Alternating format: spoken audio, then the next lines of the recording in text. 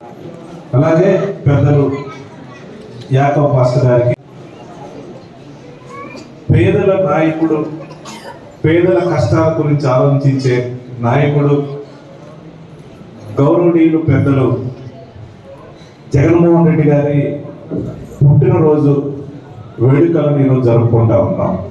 నేను ఎందుకు చెప్తా ఉన్నానంటే, ఇక్కడ చాలా మంది పెద్దవాళ్ళు ఉన్నారు, చాలా మంది రాజకీయ పార్టీలను చూశారు, చాలా మంది నాయకులు వాగ్దానాలు చేయడం చూశారు. కానీ జగన్మోహన్ రెడ్డి గారికి ఒక ప్రత్యేకత ఉంది.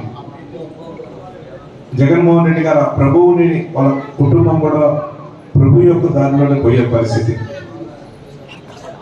చాలా గ్రామాల్లో, ఎక్కువ గ్రామాల్లో ప్రభువుని కొలిసే పేదవాళ్ళు ఎవరైతే ముఖ్యంగా ఎస్సీ సామాజిక వర్గ వాళ్ళు ఉన్నారో వాళ్ళందరూ కూడా ఉదయం నుంచి సాయంత్రం దాకా పని చేసుకోవాలి, కూలి పని చేసుకోవాలి, ఇచ్చే 200-300 ఆ డబ్బులతోటి కుటుంబాన్ని పోషించుకోవాలి.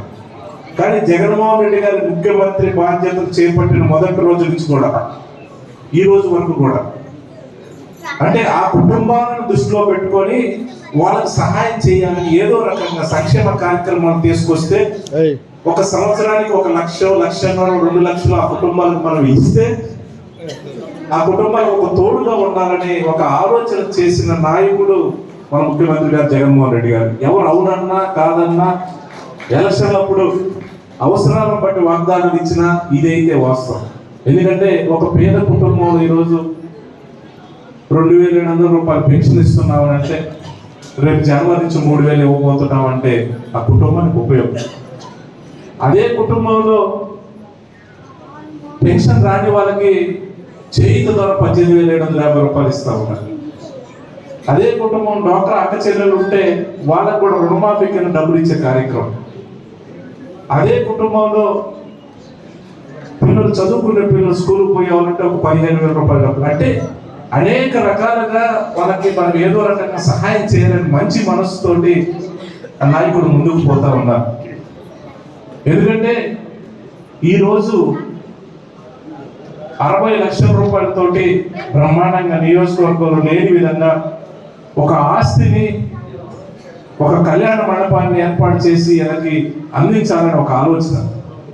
నేను మొదట క్రిస్టియానిటీ అన్నా కూడా కొంచెం నాకు ప్రత్యేకమైన కొంత, నేను చాలా పాస్టర్ సోదరులు ఇక్కడ చాలా మంది ఉన్నారు, పాస్టర్ మన అందరూ ఉన్నారు, వాళ్ళందరూ మీటింగ్లో కూడా నేను అప్పుడప్పుడు కూడా గుర్తు చేయడం జరుగుతాను. నేను చదువుకున్నది సెంట్ ఆర్ట్స్ కాలేజీలో చదువుకున్నా 10th క్లాస్ దాకా. ఆ తర్వాత నేను డిగ్రీ క్రిస్టియన్ డిగ్రీ కాలేజీ నేను గుంటూరు కాలేజీలో చదువుకున్నా. ఎందుకంటే నేను చదువుకునే రోజుల్లో కూడా ఫాదర్స్తో నేను సఖ్యతగా ఉండేది, వాళ్ళ ప్రేయర్స్ కానీ వాళ్ళతో తిరిగే దాని మీద అవకాశం ఉన్నప్పుడు ఏదో ఒకటి చెయ్యాలని ఒక ఆలోచన. ఎందుకంటే చాలా ఇప్పుడు మన మాచర్ల నియోజకవర్గంలోని చూద్దాం, చాలా గ్రామాల్లో చాలా మంది పాస్టర్స్ ఉంటారు, చిన్న చిన్న పాస్టర్స్. వాళ్ళందరూ కూడా అక్కడున్న ఎస్సీ కాలనీలోనో బీసీ కాలనీలో పేదవాళ్ళకి సంబంధించి వాళ్ళ దగ్గర ఏదో కొంత చందాలు చేసుకుని చిన్న షెడ్డు లాగా వేసేసి వాళ్ళ ప్రార్థనా కార్యక్రమాలు చేస్తారు. నేను చాలా చోట్ల కూడా చూడటం జరిగింది.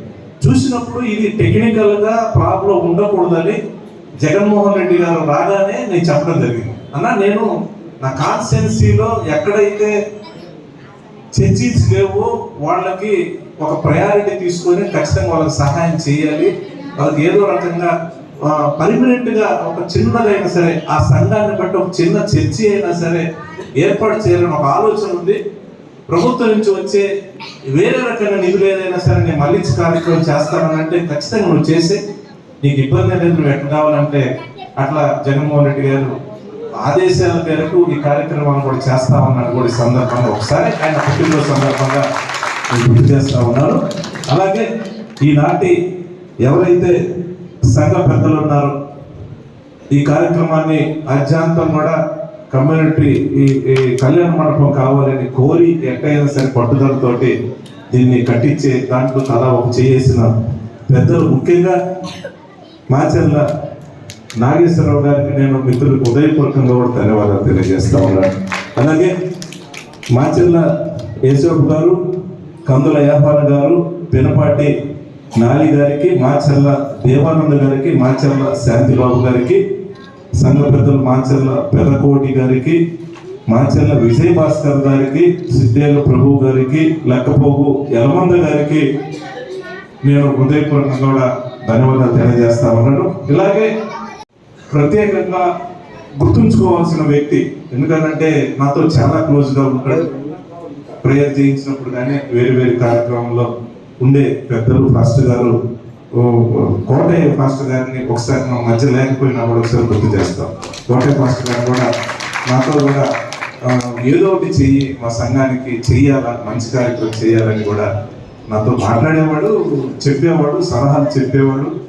నేను ఎందుకు చెప్తా ఉన్నానంటే మనిషి లేకపోయినా కూడా ఎలక్షన్స్ అప్పుడు కూడా 1-2 సజెషన్స్ కూడా ఎందుకన్నా నాకు ఇచ్చేవాడు. ఊరక 1-2 సార్లు కూడా నా దగ్గర రావడం జరిగింది. నేను ఎందుకు వచ్చానంటే ఏం లేదు బాబు, ఊరక నేను చూడటానికి వచ్చినానని చెప్పేసి అట్లా కాదు ఇట్లా చేసుకొని చిన్న సలహా అంటే అభిమానం, నేను చెప్తాను అభిమానం మీద.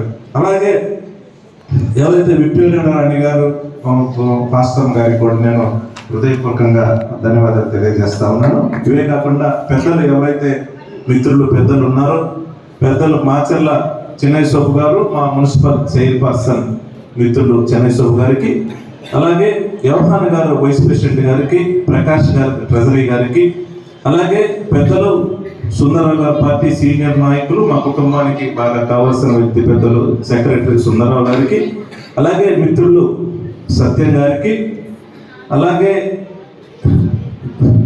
జాన్ గారికి, ఎక్స్ సెక్రటరీ ట్రెజరీ జాన్ గారికి, పెద్దలు బాబురావు గారికి, పెద్దలు కోటయ్య గారికి, అలాగే పెద్దలు రత్నం గారికి, శాంతకుమార్ గారికి, అలాగే లూథరన్ బిషప్ గారు ఐసాక్ గారికి, అలాగే బాప్టిస్ట్ చర్చి పాస్టర్ గారు రవికుమార్ గారికి, మిత్రులు మాచర్ల వాసు గారికి, అందరికీ కూడా ఇక్కడికి వచ్చిన నా సోదర పాస్టర్లకు, పాస్టర్ అమ్మలకు అందరికీ కూడా నేను పేరు పేరున కూడా ధన్యవాదాలు తెలియజేస్తా ఉన్నాను. ఎందుకంటే చాలా మంది ఎమ్మెల్యే గారు 4 సార్లు అయ్యారు అని కూడా చెప్తా ఉన్నారు. మీ అందరి ఆశీస్సులతోటి నేను 4 సార్లు శాసనసభలో ఎన్నికైన మాట వాస్తవం. కానీ ఎప్పుడు కూడా నన్ను గెలిపించిన తర్వాత పూర్తి స్థాయిలో కూడా నేను మీకు అన్ని విధాలుగా కూడా పనులు చేయడానికి అధికారంలో లేని పరిస్థితి. మొదటిసారి 2009లో నేను రాజశేఖర రెడ్డి గారి ఆశీస్సులతో శాసనసభ్యుడిగా, అది ప్రతిపక్షం కింద లెక్క. తర్వాత 2012లో బై ఎలక్షన్లో మళ్ళీ నన్ను గెలిపించారు. నన్ను గెలిపించిన దాంట్లో ఈ నియోజకవర్గంలో మొదటిగా మంచి మనసుతోటి నన్ను దగ్గరగా తీసుకొని నాకు అన్ని విధాల సహాయం చేసిన వ్యక్తులు ముప్పాటిగా కూడా ఈ నియోజకవర్గంలో ఉండే ఎస్సీ సోదర కుటుంబాలను కూడా ఖచ్చితంగా. ఆ తర్వాత 2014లో నేను శాసనసభకు ఎన్నికైన తర్వాత ప్రతిపక్షంలో ఉండడం జరిగింది. అలాగా 2019 జగన్మోహన్ రెడ్డి గారి నాయకత్వం అధికారంలోకి వచ్చిన తర్వాత ఒక 2 సంవత్సరాలు మన కరోనాతో ఇబ్బంది పడ్డాము. మిగతా ఈ 2 సంవత్సరాలు కూడా మ్యాక్సిమం మనం చేసి పెట్టాలని, ఈరోజు ఈ 2 సంవత్సరాల్లోనే మన మాచర్ల నియోజకవర్గానికి సంబంధించి 7 మందిని మున్సిపల్ కౌన్సిలర్లుగా కూడా నేను గెలిపించుకున్నానని కూడా సగర్వంగా కూడా చెప్పాను. ఈరోజు మున్సిపల్ చైర్పర్సన్ గా కూడా ఒక ఎస్సీ వ్యక్తిని కూడా గత 40 సంవత్సరాలు ఎప్పుడు లేని విధంగా కూడా ఆ సీట్లో కూర్చోబెట్టినానని గుర్తు చేస్తా ఉన్నారు. ఇవి కాకుండా ముఖ్యంగా పాస్టర్స్ అంటే నాకు మొదటి నుంచి ఎందుకు అభిమానం అంటే, చాలా పండాల్లో, చాలా చిన్న గ్రామాల్లో, మారుమూల ప్రాంతంలో వీళ్ళు సేవ చేస్తూ ఉంటారు. అక్కడ అరకొర పరిస్థితి. కానీ నేను ఇప్పుడు చెప్తా ఉన్నా, ఖచ్చితంగా రాబోయే రోజుల్లో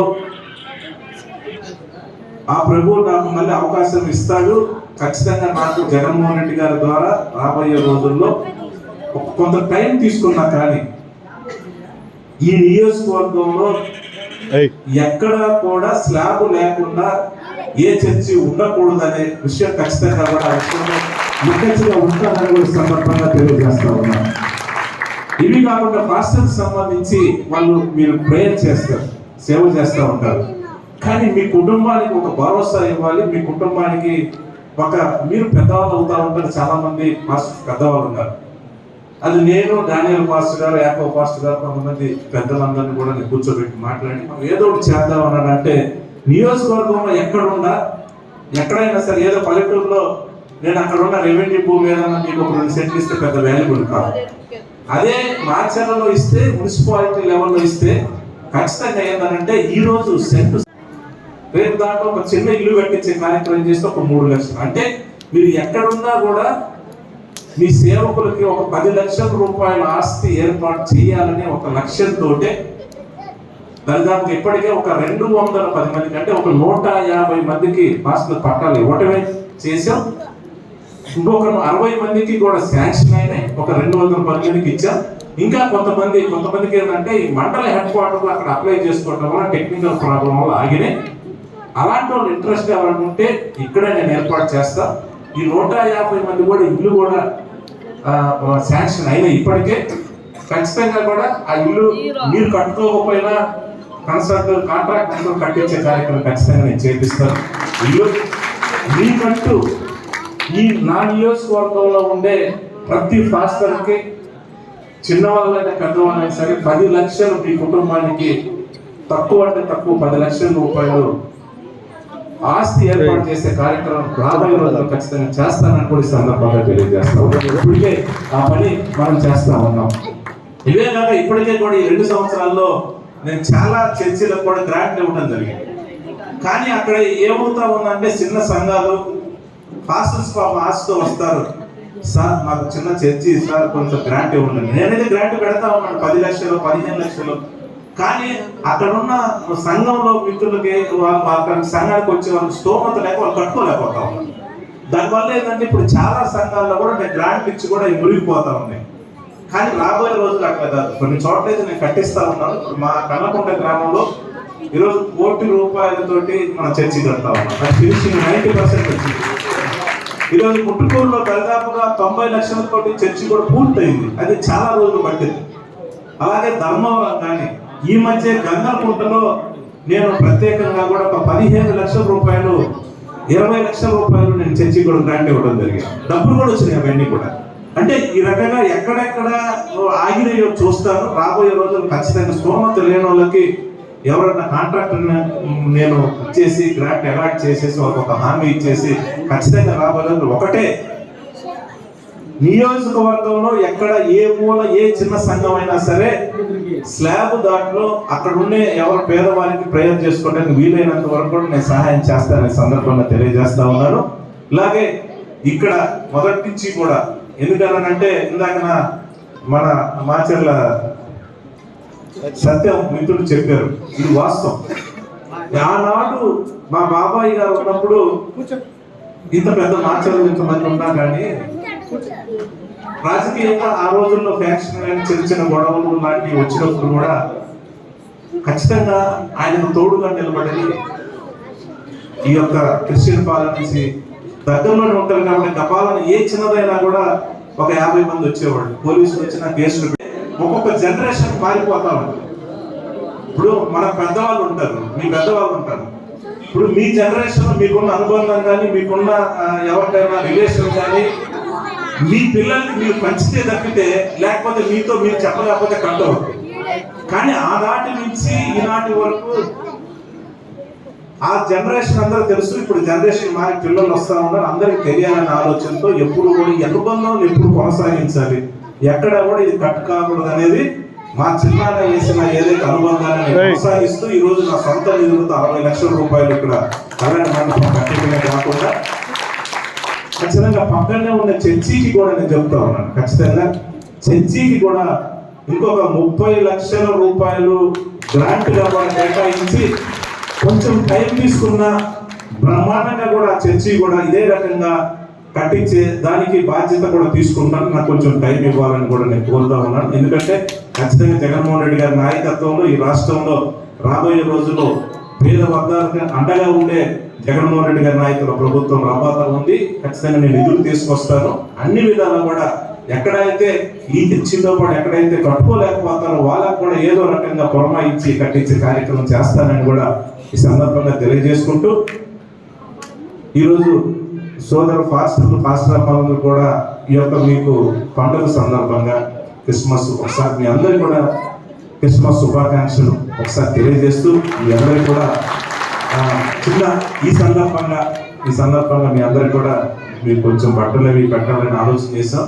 దయచేసి అందరూ కూడా బట్టలు తీసుకొని అందరూ కూడా ఫోన్ చేసుకోవాలని కూడా కోరుకుంటూ, ముఖ్యంగా ఈ యొక్క కార్యక్రమం విజయవంతం చేసిన సంఘ పెద్దలకు, ఎస్సీ నాయకులకు,